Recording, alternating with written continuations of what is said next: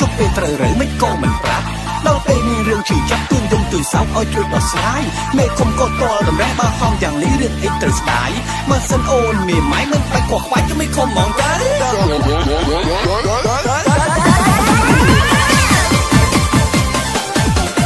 មេឃុំអើយអើយអោលោកមេឃុំយាយប្រាប់ខ្ញុំថាមេឃុំនេះណាជួយផ្សងផ្សាយរឿងរ៉ាវរៀបការពីគាត់នៅក្មេងដែលយាយគាត់ខើពេកកាមួយខយាយសំលេងលោកចៅមហាខាងណាអីយ៉ាស់នាងនេះឆាត់មែនលេងក៏លេងតែនាងសងបណ្ណាកាយាយឆ្លើយវិញឲ្យសងក៏ខ្ញុំមិនថាតែលោកចៅមហាត្រូវសងក្រមុំខ្ញុំដែរ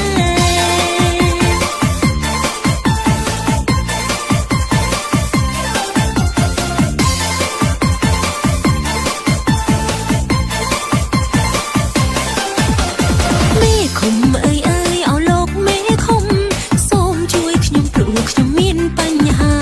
សម័យខ្ញុំគ្មានបណ្ណាការដណ្ដឹងតែចិត្តនឹងចិត្តឥឡូវមានវិបត្តិខ្ញុំសូមជួយសេចក្ដីខ្ញុំខើហើយខូចណាស់មកផ្ទះរករឿងរាល់ថ្ងៃមិនត្រឹមតែស្ដីជេរហើយរកលេះទីលេងមេឃុំអើយប្រាប់ផងខ្ញុំដល់ចាំបាយបើខ្ញុំព្រមលេងក្រមុំខ្ញុំអ្នកណាសងឲ្យធ្វើមិនទៅជប់ពេលត្រូវរើមិនក៏មិនប្រាប់ដល់ពេលមានរឿងជិះចាប់ទួងយំទួយសោកឲ្យជួយដោះស្រាយមេឃុំក៏តល់តម្រេះបើហំយ៉ាងនេះរឿងអីត្រូវស្ដាយបើសិនអូនមានម៉ៃមិនបាច់ខ្វះខ្វាយក៏មិនខំហ្មងទៅ